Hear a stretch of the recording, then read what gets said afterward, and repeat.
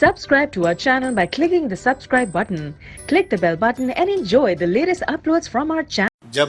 ماہ سیام رمضان المبارک جلوہ گر ہوتا ہے، جنت کے 8 دروازے کھول دیے جاتے ہیں، جہنم کے دروازے بند کر دیے جاتے ہیں اور شیاطین جکڑ دیے جاتے ہیں۔ اللہ جل شانہ اس موسم رحمت میں خاص عنایات اپنے بندوں پہ فرماتا ہے۔ ایک نفل ادا کرنے سے فرض ادا کرنے کا ثواب ملتا ہے اور ایک فرض ادا کرنے سے 70 فرائض ادا کرنے کا ثواب ملتا ہے۔ اسی طرح راہ خدا میں 1 روپیہ دو گے تو 70 روپے خرچ کرنے کا ثواب ملے گا۔ اسی طرح باقی نیکیاں بھی جتنی بھی ہم کرتے ہیں، وہ ایک نیکی کریں گے تو 70 گنا اجر ماہ سیام میں ہمیں نصیب ہوتا ہے۔ اس لیے اہل ایمان کا یہ طریقہ ہے کہ وہ اس مہینے میں کثرت کے ساتھ تلاوت کرتے ہیں، کیونکہ ایک مرتبہ اگر قرآن مجید پڑھ لیا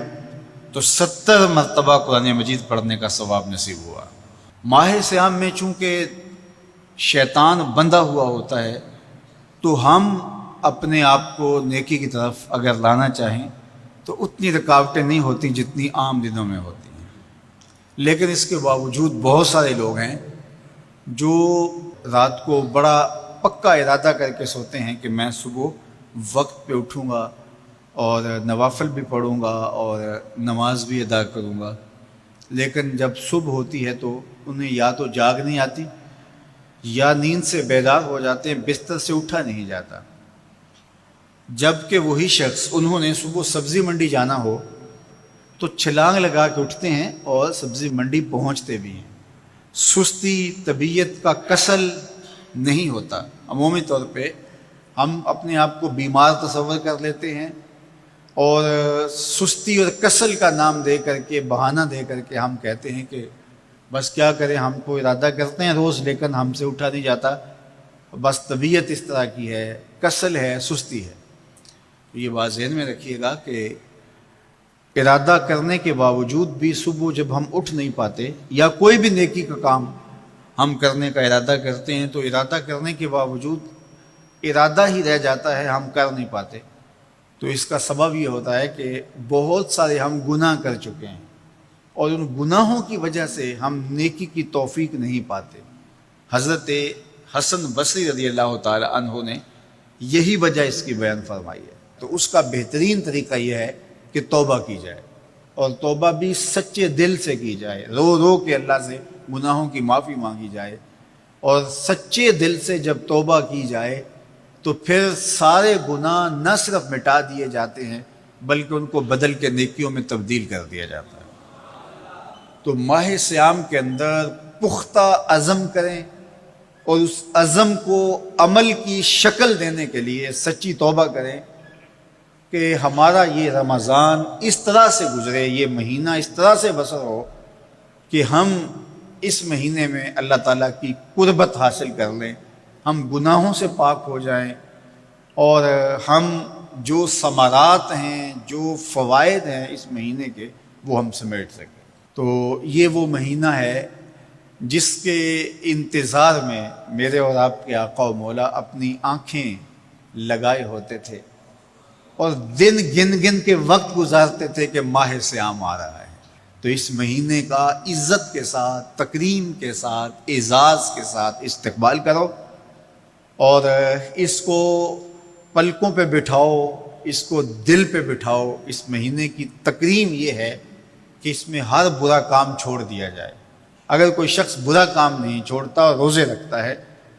تو میرے اور آپ کے آقا و مولا کا ایک فرمان سن لیجئے، من لم یدع قول الزور والعمل بہ فلیس للہ حاجۃ فی ان یدع طعامہ و شرابہ۔ فرمایا کہ جو جھوٹ اور برے کام نہیں چھوڑتا،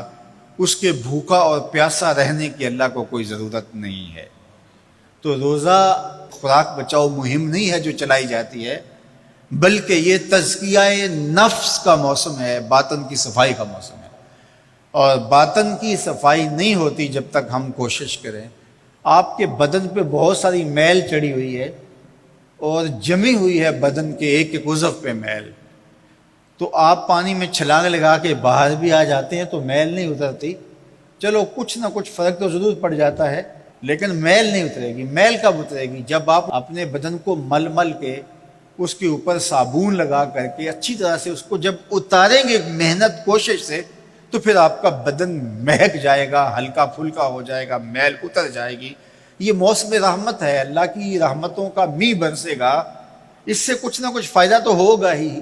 لیکن حقیقی فائدہ وہی حاصل کرے گا جو اپنے گناہوں کو مل مل کے دھوئے گا اور اپنے آپ کو صاف کرنے کی کوشش کرے گا۔ تو اپنے من کے میل اتارنے ہیں، اپنے باطن کے میل اتارنے ہیں، اپنے اعمال کی درستگی کی کوشش کرنی ہے۔ صلاۃ التراویح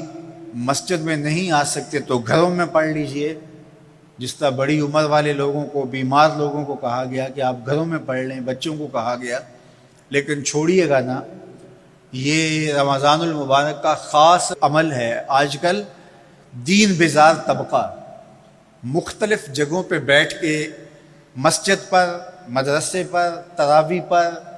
ان چیزوں پر تبصرہ کر رہا ہے اور اتنا ہلکا ثابت کرنا چاہ رہا ہے ان امور کو، جس طرح یہ چیزیں ہوتی کچھ نہیں ہیں،